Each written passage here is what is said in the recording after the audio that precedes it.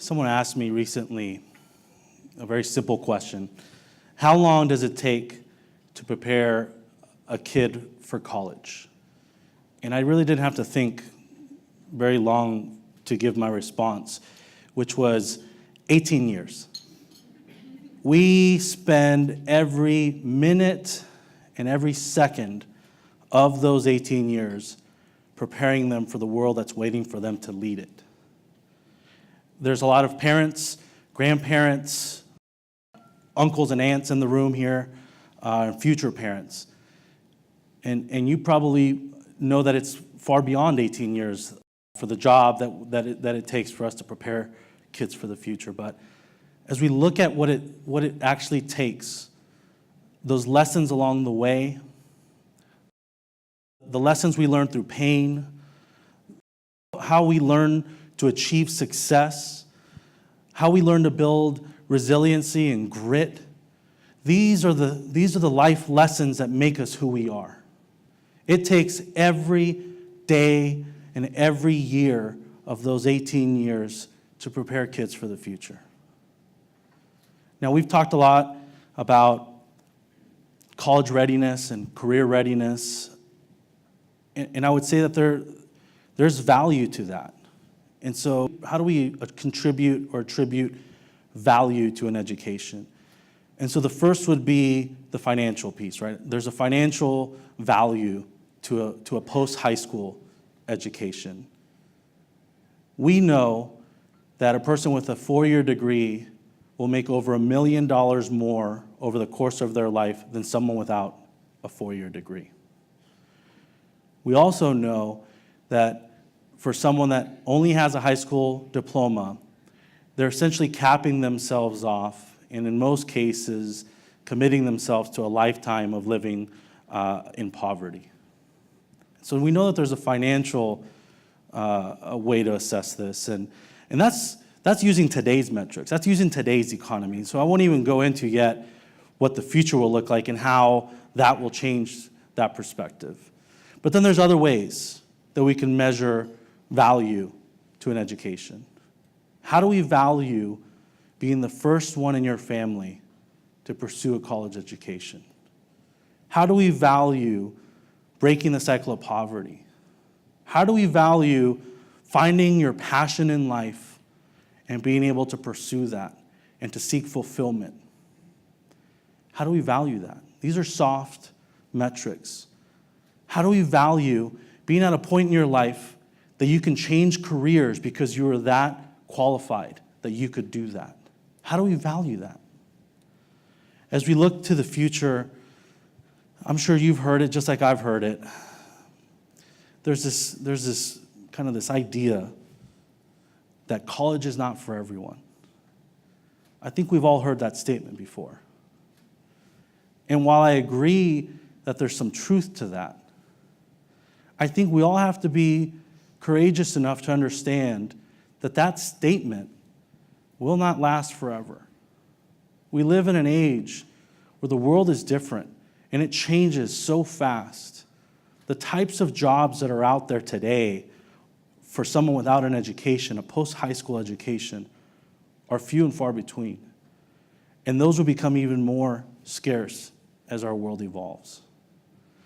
You know, there's a lot of debate that we have in this country around unemployment, and I don't think we'll ever kind of get to the point where everyone kind of sees it one way, but I think we can all agree that there is an unemployment problem that we have in this country.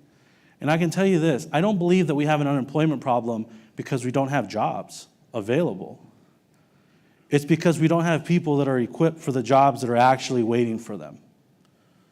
And so that's a failure on us, that we're not preparing kids for the economy that's waiting for them.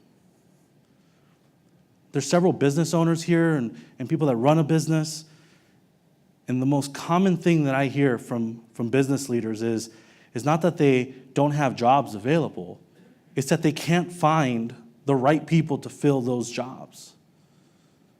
And so as we look at the future, we think about the responsibility that we have. The responsibility that we have as parents, the responsibility that we have as leaders in the community, the responsibility that we have as a country, that responsibility is clear.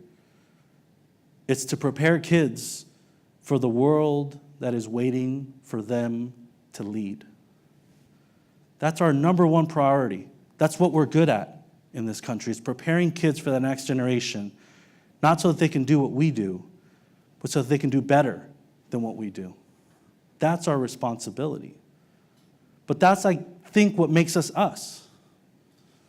Because we look at the world differently. We think about those opportunities that exist.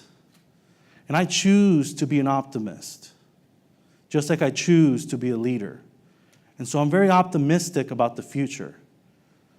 I'm optimistic because when people look at the world and they see what's wrong, we see the world and see the opportunity to do so much more. And so I'm very fortunate to be surrounded by the future. We look at our kids, and I think about what they can accomplish. I think about what they'll do.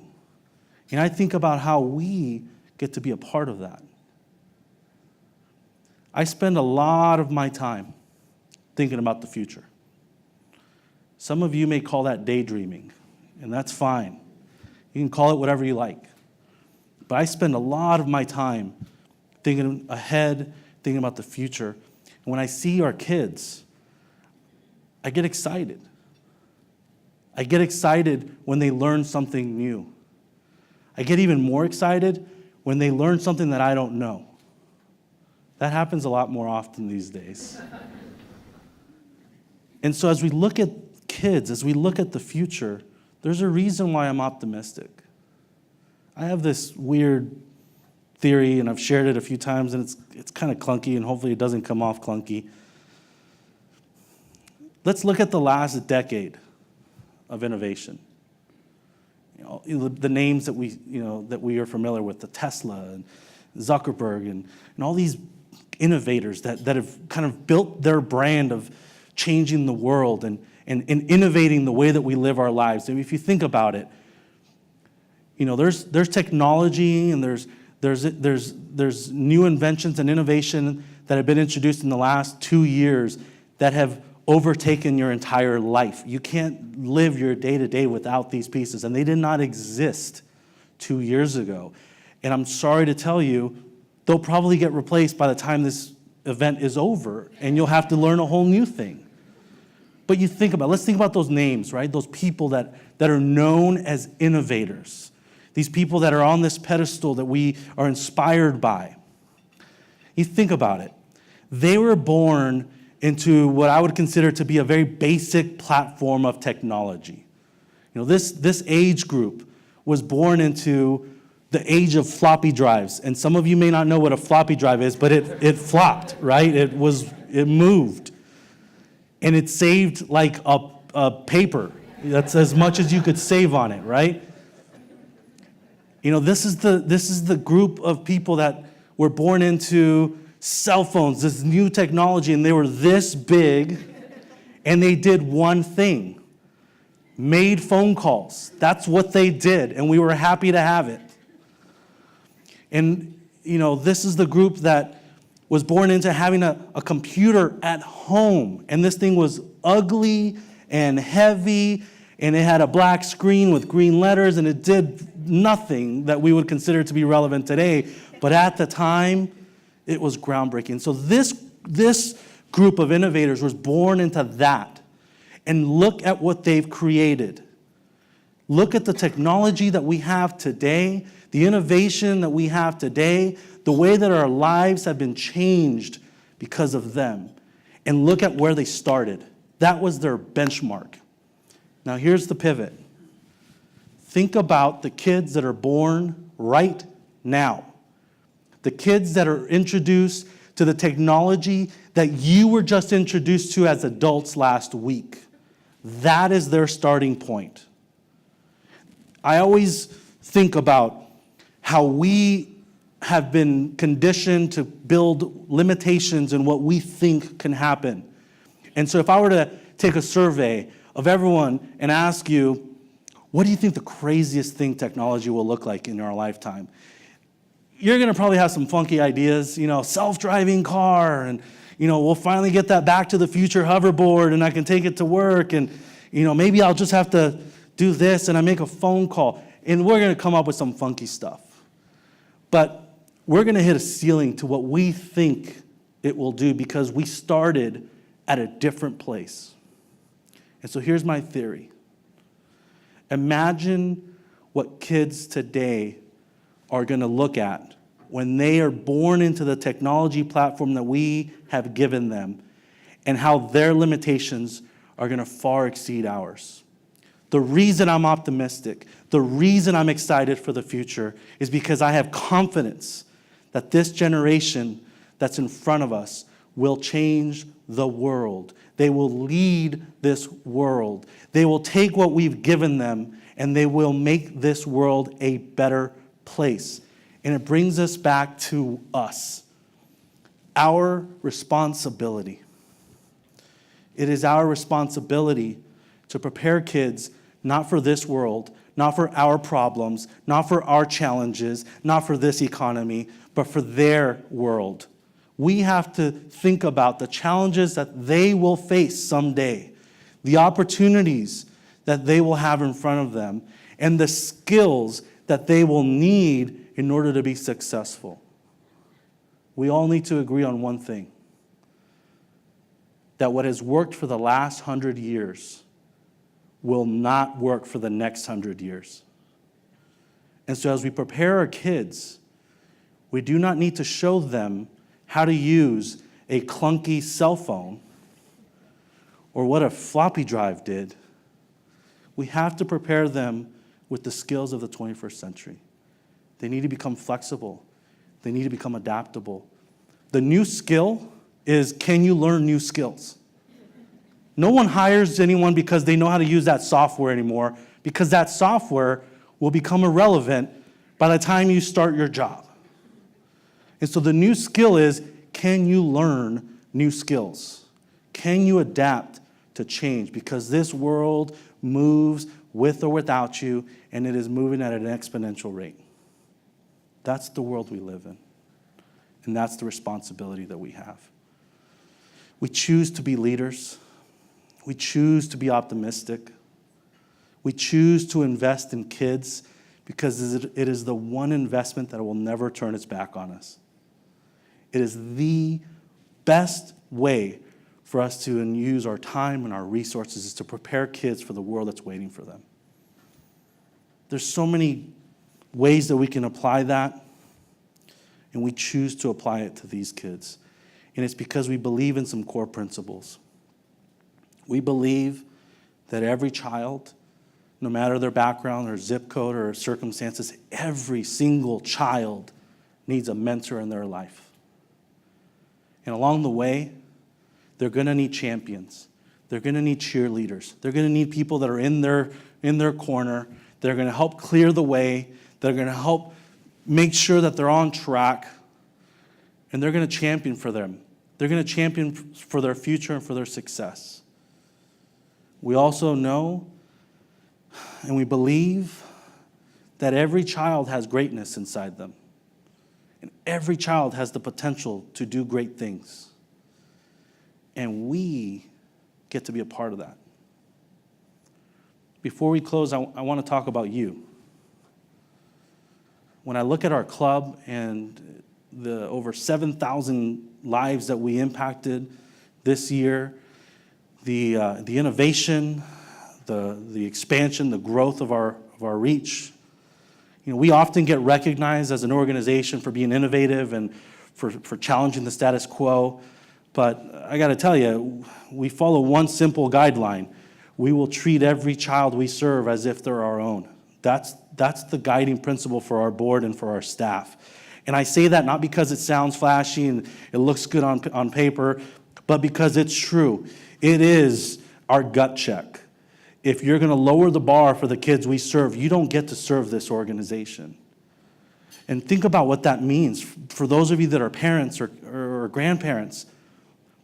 Holding the same standards for your own kids. And so if you have more than one child, let's say you have two to keep the math simple, and one of them is doing great in life, you probably wouldn't say, you know what? As long as one of my kids makes it, I will have done my job. You probably wouldn't say that, right? And if your child wasn't doing great in school, you'd probably get them a tutor, right? Or you'd spend the time to help them with that subject. If they had a learning disability, you would go find the specialist that they need. If they were sick, you'd find them the health care that they need. There's nothing that you would not do to make sure your kids are successful and that they find happiness and that they find their purpose and that they do what feels good to them and that they achieve this potential. And so that's the plan. We treat kids like we like them, and we want them to be as successful as our own kids. There's no secret sauce to that. That's who we choose to be. And so I bring it back to you. When I look at the Boys and Girls Club, of course I see the kids, I see the staff, I see our board of directors, but I see you, our partners, our donors, our volunteers, our ambassadors in the community. You are champions for this organization. You are therefore champions for the kids we serve. You are the Boys and Girls Club. We are the Boys and Girls Club. This is our mission. This is our success. And on behalf of every child we serve, every life that we have impact on, I want to thank you for making the Boys and Girls Club a priority in your life, for investing in the future of our kids, and for being the Boys and Girls Club. We had a very short conversation earlier, and we talked about the impact we have. And I have to tell you, we're not an after-school program. We don't stop caring about kids at 6 o'clock. We don't start caring about them at 3 o'clock. And the impact we have is not just felt the years that they're in our services. Our goal is to provide lifelong impact. We provide such high quality work, such quality relationships. We mentor kids so that it has impact that will last a lifetime. That's the legacy of the Boys and Girls Club. And so again, we thank you for helping us make this year another successful year for the Boys and Girls Club, for helping us innovate, for helping us invest in serving more kids. We thank you for making this mission a priority in your lives and in the community. We thank you for being a part of the Boys and Girls Club. Thank you very much.